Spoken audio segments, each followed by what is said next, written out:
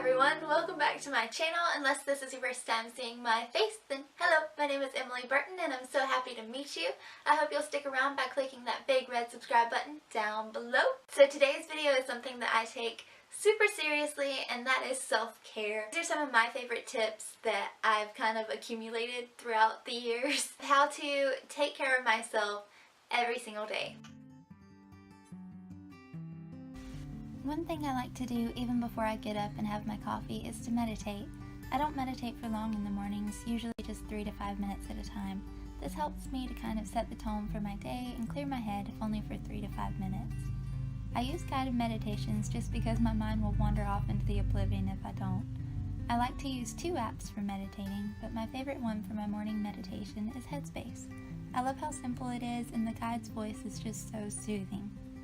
I also use this app called Breathe for times when I'm feeling really overwhelmed. It lets you check in with yourself and your emotions, and then it gives you choices of which meditations would be best for you in that moment. I usually use this app more towards bedtime or in the afternoon when I'm starting to unwind for the day.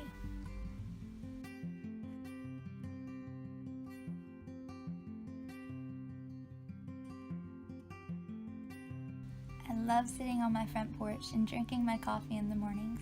Something about being outside and getting to be in nature, even with cars zooming by, is calming. Sometimes if I'm feeling overwhelmed, I will even take my breakfast or lunch outside and just leave my phone behind. If you work from home or work a job like mine where you work mostly nights, the sunshine is one of the simplest pleasures you can give to yourself. It's a big one for me, writing. My brain is always filled to the brim with ideas and thoughts, and the only way I've found that truly lets me rest is to write it down. I'm not going to lie to you and say I do it every day, but I do try. I like to write out a morning page of just anything that's still on my mind from the day before. It doesn't have to make sense or even be a full page, just as long as you get it out of your head.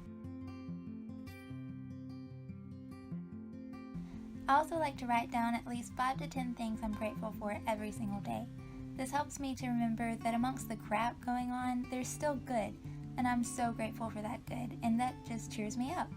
My biggest thing is list. I love writing out a to-do list for the next day. There's something so satisfying about marking off something on your list that makes my soul happy. I'm a nerd, I know. One quote that just makes so much sense to me is clean house, clean mind. So that's why this tip is so important to me.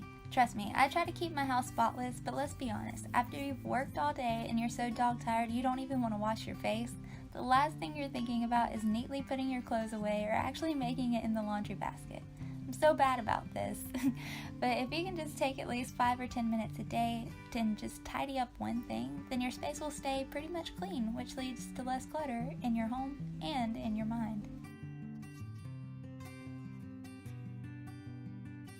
As you guys know if you've been on my channel for a while, I'm on a fitness kick and I hope it never ends. My favorite workout to do is yoga, and yes, I'm using clips from my 30-day yoga challenge video, don't judge. The thing that helps me with yoga is that you are literally focusing all of your energy on yourself, your body, your breath, and your movements. You're tying yourself together and it feels so relaxing and strengthening, not only physically either. I'm going to sound so preachy for a minute, but for real, if you haven't found a workout that makes you feel empowered both physically and mentally, find one. Take care of your beautiful body and give it the love that it deserves.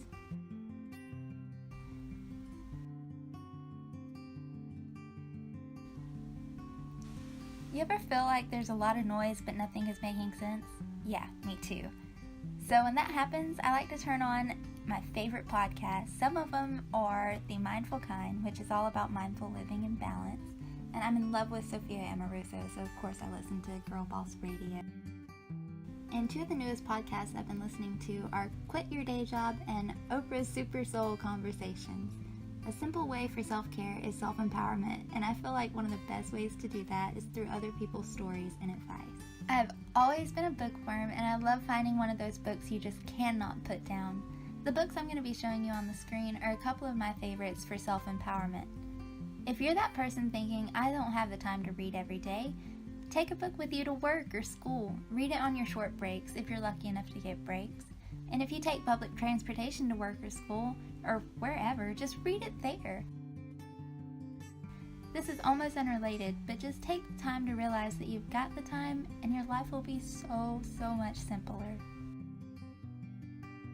Lastly, take care of yourself from the outside too. Take time each day to just enjoy being in your own skin. Simple things like noticing the way your perfume smells when you apply it and being super aware when you brush your teeth. Take a bath, throw in some bubble bath, a bath bomb, some Epsom salts, whatever, and relax. Take care of your skin and love your skin. Enjoyed this video, and if you did, be sure to give it a big thumbs up. Also, if you haven't already, it would mean the absolute world to me if you would go ahead and subscribe to my channel by clicking that big red button down below. Also, if you have any self-care tips, be sure to leave them in the comment section down below. I would love to learn what you guys do every day to take care of yourself. I think I've done enough talking for today. I think I got everything off my chest, so I will see you guys in my next video. Bye.